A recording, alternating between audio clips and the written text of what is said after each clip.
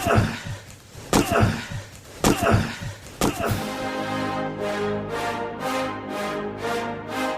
rolls out to the right, pitches off to Taylor, and Taylor's to the 20, down to the 15, down to 10, 5, 4, 3, 2, 1. Touchdown, Billy Taylor! Touchdown, Billy Taylor! Billy Taylor scored a touchdown from 21 yards out. The crowd goes berserk. It was November 22nd, 1969. That they came to Berry, Michigan, all dressed in maize and blue. The words were said, the prayers were read, and everybody cried. But when they closed the coffin, there was someone else inside. Oh, they came to Berry, Michigan, but Michigan wasn't dead. And when the game was over, it was someone else instead.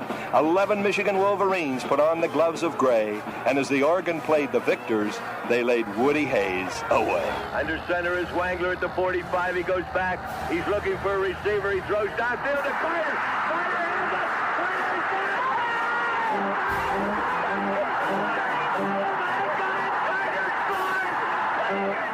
Who's got it better than us? Nobody!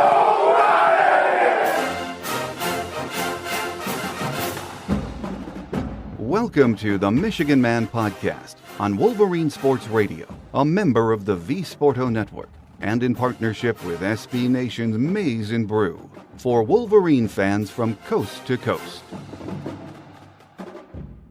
Go Blue, and welcome to our Purdue Visitors Edition of the show.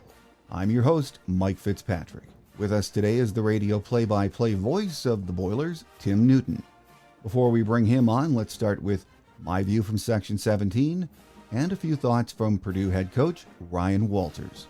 If you're like me, you would rather talk about the game and not the swirling, changing by the moment NCAA probe into sign stealing, in-person scouting, or whatever else is being looked at. That story has a life of its own, so we will leave it alone today. There has been some good news to report in the last 24 hours. Chris Ballas reported this morning, and we're recording on Tuesday, that there are reports Jim's contract extension is moving on at a rapid pace, and there could be an announcement on that at any time. All of that makes me wonder even more what's going on behind the scenes. The administration met with the NCAA last Thursday, had a meeting on Sunday morning, and decided to get the contract done. So obviously, whatever they heard from the NCAA has not soured them on Jim Harbaugh. I don't know what the details are, but it sounds like we could have the contract done at any minute. I mean, who knows? Maybe even before we drop this show this afternoon. At any rate, I'm getting more and more irritated, it seems, by the day, listening to the leaks, assumptions, and really flat-out made-up stories surrounding an investigation that isn't even an official one yet. So let's talk about what's important right now, our game this Saturday night against Purdue. At his Monday presser, Coach Ryan Walters was asked if this Michigan defense was the best he's seen all year. If you got an answer how to crack it, let me know, because there's been a lot of people who struggle this year. They've got, so what I think is unique about Michigan just in its entirety as a program is, yes, they have really good players, but they also have really good scheme on offense, defense, and special teams. And so they pose problems and try to take away what you're good at. And they've got really good players that are able to do so. And so when they are out of position, albeit a few times, they've got guys that can make up for it and overcome some of the maybe schematical errors or mental errors throughout the course of a play. And so I think that's what makes Michigan special right now. And, I'm excited to game plan for and go compete against them in a great environment. He was also asked for his thoughts on the play of J.J. McCarthy. You can definitely tell his improvement from last year to this year. Obviously we played against them when I was the coordinator at Illinois. Very talented, can make every throw, can get you out of trouble with his legs on the ground. Where he's grown this season is, last year he had some questionable decisions at times and tried to make hero plays at times that kind of got them in trouble offensively. And you don't see him making those mistakes this season. So he just looks like he's more seasoned, looks like he's more mature and has a really good understanding of not only what they're trying to get done schematically, but what the situation they're in on the field, what's the down and distance, what area of the field are they in, and so that he doesn't make mistakes. And so, he's playing the way he's playing because of his talent and because of his progression this season. My guest today says even though Purdue has a history of knocking off highly ranked opponents, he doesn't see that happening this Saturday for a lot of reasons, which he explains during our interview. Up next is one of the good guys in Big Ten media, Purdue radio play-by-play voice Tim Newton. So stay with us.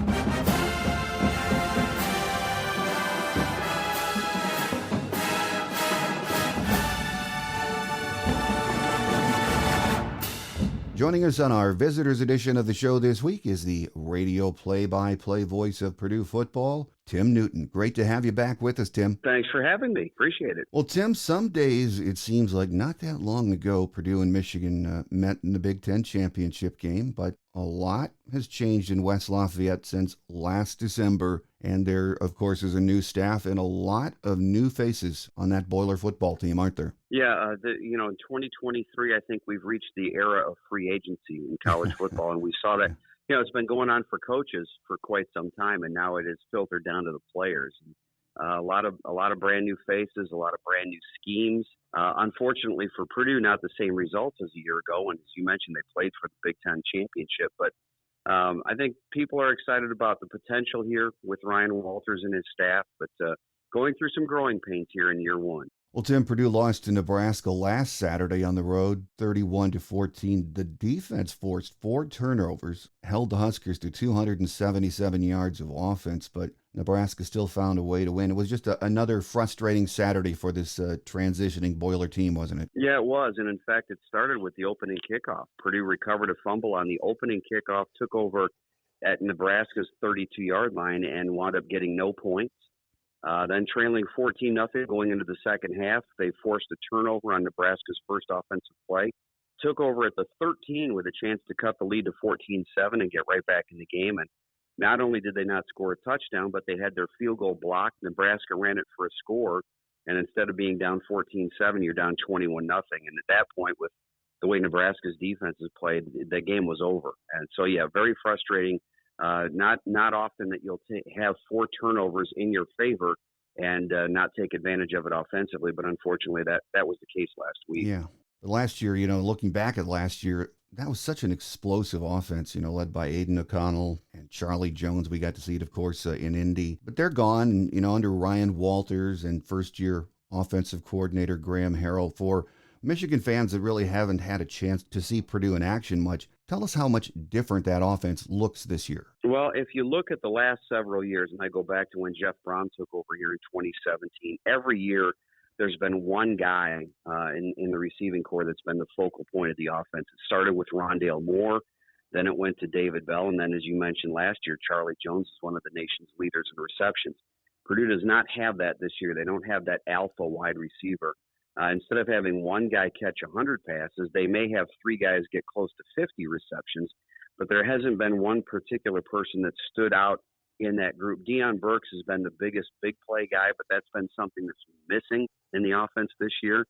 And also the lack of a consistent running game. Devin Mockabee had an outstanding freshman year. Last year just fell short of 1,000 yards in his freshman season. Has not had the success and has actually had a fumbling problem this year. He's had 7 fumbles so far this season, including one against Nebraska this last week. So it's an offense that I think is trying to find its identity.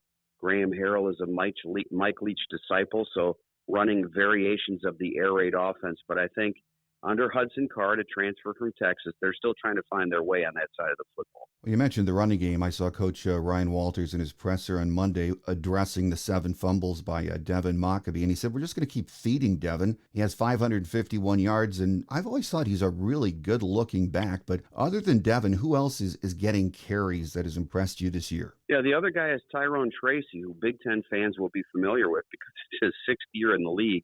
He played 4 years at Iowa and then transferred here for a couple of years. He's played wide receiver his first 5 seasons.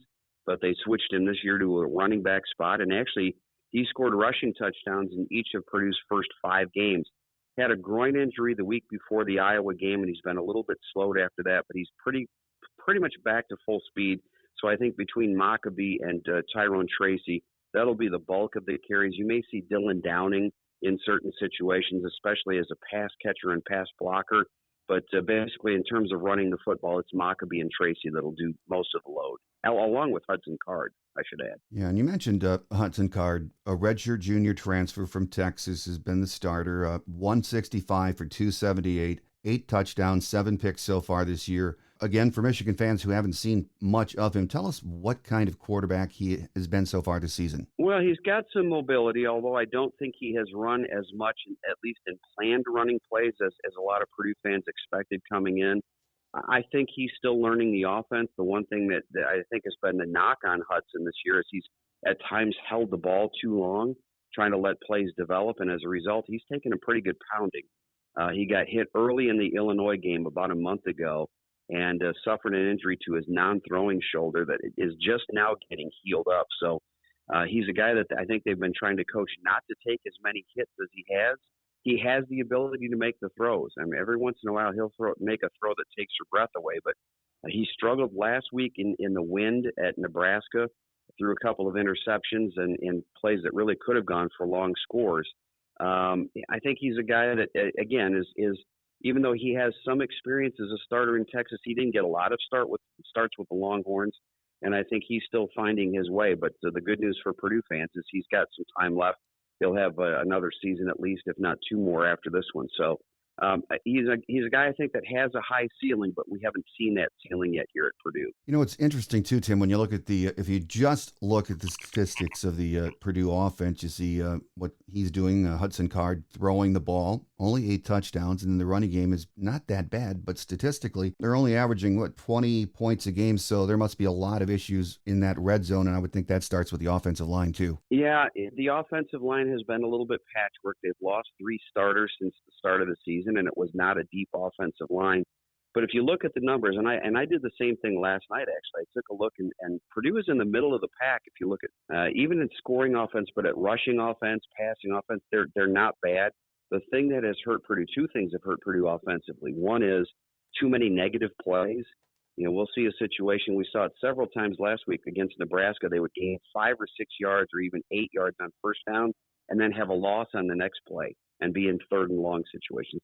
The other thing is penalties. Purdue's been a very heavily penalized team this year. They're 12th in the conference in terms of penalties, and those have come at really inopportune times. So it's been kind of a situation of 1 step forward and 2 steps back for the offense, and they just haven't had that one game where they've put things together other than maybe the Illinois game earlier this season where they really got it going offensively. Well, over on the other side of the ball, Tim, Boilers defense, Coach Walters, an outstanding defensive mind, as we know, and Purdue returned several players this year from what was a really good defense last year. So share your thoughts on that defense we'll see Saturday and some of the key contributors for the Boilermakers. Well, you know, the numbers really don't bear it out because Purdue is giving up 30 points a game, but the defense has gotten better since the start of the season. And I think they have 3 guys that are playing, frankly, at an all Big Ten level. I don't know if because of Purdue's lack of success on the field, they'll get that recognition, but both they play a 5-man front, so the guys on the ends they consider actually technically outside linebackers. But Kadron Jenkins leads the Big Ten in sacks. I believe he leads the Big Ten in tackles for loss. Nick Scorton is right behind him on the other side. Those 2 have been tremendous bookends this year. Jenkins had a phenomenal game on Saturday against Nebraska with, I think he had 4.5 tackles for loss, and he recovered a fumble and took it in 55 yards for a touchdown. So those 2 guys up front have been the story. And then in the back half, Dylan Thieneman should make every freshman All-American team this year because he's been outstanding as one of the safety positions players this year. He leads all freshmen nationally in tackles, in solo tackles, and in interceptions. He's got a great nose for the football. His older brothers were both walk-on players at Purdue, but I think it's safe to say that Dylan is the best athlete of the 3, and he's got a big. He's a guy that I think we'll be seeing on Sundays before too long. He's got a high I think, very, very high ceiling. So Scorton, Jenkins, and Thieneman are the three players to watch on defense. Well, Tim, I know Boiler fans are probably, I'm certain they're frustrated. I mean, Coach Brohm had them in the Big Ten championship game last year, had the program on really solid footing, and bam, he's gone for Louisville. But if there is a silver lining, it has to be the hiring of Ryan Walters. I mean, he's just a really good football coach. And he sure seems like a good hire and one that will pay dividends in the future. I mean, you have to think so, don't you? I do think so. And I think we've seen Jeff Brohm had many, many good qualities. Obviously, a great football coach, great football mind. But frankly, he was a little bit aloof as a head coach and did not get a great connection with a lot of his players. I think the feeling was both with Jeff and probably at Purdue side that it was probably time for him to go into other pastures. And I think everybody knew that when the Louisville job opened back up, he was going to take it. That's always been his destiny, and I would imagine I can't imagine him leaving that for any reason in the near future. In Ryan Walters, they've got a young guy who can relate well to the players. We've already seen on the recruiting trail. I think when Purdue signs its class in December, it's going to be one of the best recruiting classes they've had in years. So I do think he's got a good pitch to potential recruits. I think the key for Purdue to get competitive again in 2024 and beyond, they're going to have to hit the portal hard, which is a fact of life in college football these days. But there are a couple of positions in particular, like the offensive line, that really need some help right now and need some bodies. They're just frankly running out of bodies at this point on that side. But I do think the future is bright. I think Ryan Walters is going to be a head coach here for a long time and have a lot of success. But it's a win now world, and unfortunately, I think a lot of fans are a little bit impatient this year after coming off a year where you went to the Big Ten championship game and played in a New Year's Day bowl. But as we've seen with college football, it changes certainly from week to week and definitely from year to year. No doubt about that.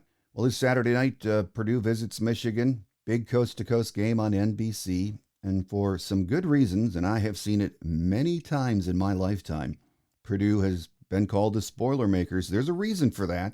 They have an unrivaled history of upsets there in West Lafayette, don't they? Yeah, they do. I mean, I think the number was Purdue as an unranked team has beaten an AP top 10 team, I believe it's 17 times since 1936, and the next nearest school is at 11. You'd rather not be Boilermakers. You'd rather be the guy at the top of the hill like Michigan is right now.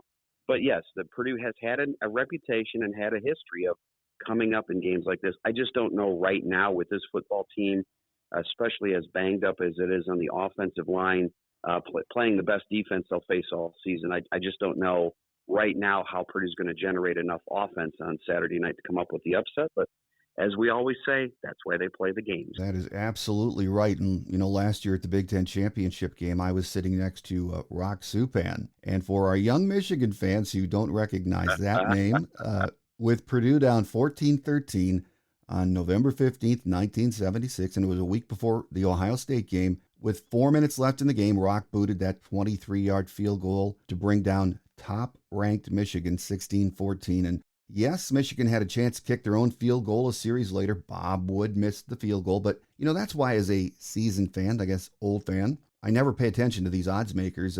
You better come to play every Saturday. And Purdue's history is an example of just why you don't mail in games, you don't overlook opponents, or you lose, even with a Purdue team that's struggling right now. Yeah, and it's funny you mentioned Rock Supan because he was actually at the Nebraska game last week.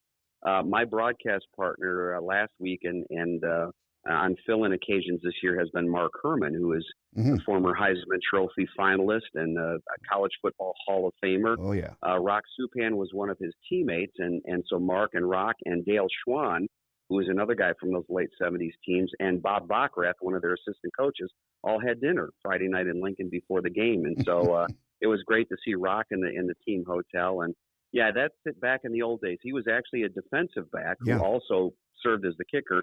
Straight on, and he had the old neck, what do they call them, neck braces or collar, whatever those things were. So he looked like your old-fashioned, old-time, straight-on college football kicker. Yeah, and he made it on the, as he said, the only time he made it on the cover of Sports Illustrated with the headline that said, Michigan chokes on a Boilermaker. Yeah, one of the great all-time names, too, in college football. Oh, absolutely. I mean, Rock Supan is pretty much as good as it gets. Yeah, and he also had 11 tackles in that game, which he reminded me of. Yeah. So. Yes. Absolutely.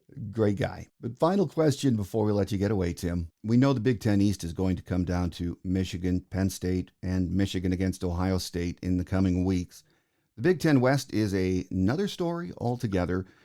Technically, Purdue is still in the race, but who in the heck do you see having the best chance to win the West at this point and make the trip to Indy? You know, my dad and I watched a lot of professional wrestling when I was growing up, and I remember back in the days, sometimes you would get both guys get thrown out of the ring, and it would be a double count out, and nobody would be declared the winner. Yeah. And I am suggesting that maybe the Big Ten West be considered a double count out, and nobody gets to win that.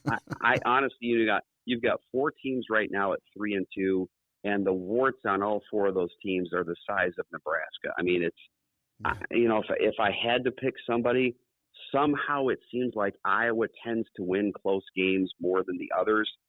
If Mordecai was healthy, I'd probably lean toward Wisconsin. But, it could be a year where Northwestern, which nobody thought was going to do anything, sneaks into this whole thing. So if you're looking at the schedules down the stretch here of the last 4 games, the easiest road might be Minnesota.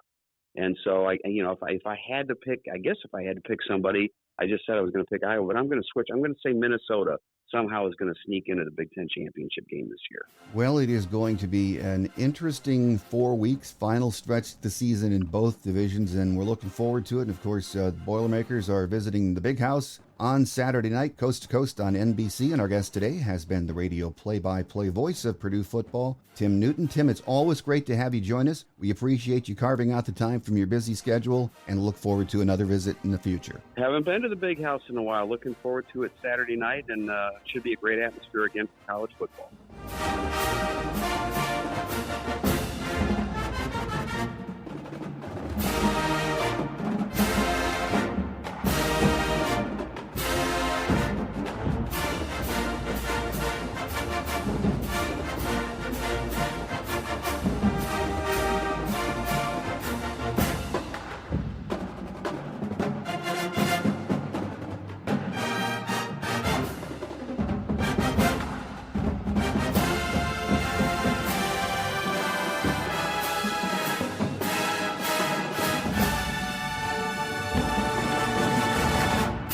On Quick Hits today, not much on the injury front to report. As we are finding out this year, there isn't much being said until Saturday mornings when the report is issued.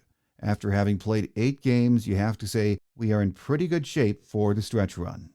On Thursday's Michigan Game Day show, we'll have any injury news made available, some interesting game day notes, and the weather forecast for Saturday night.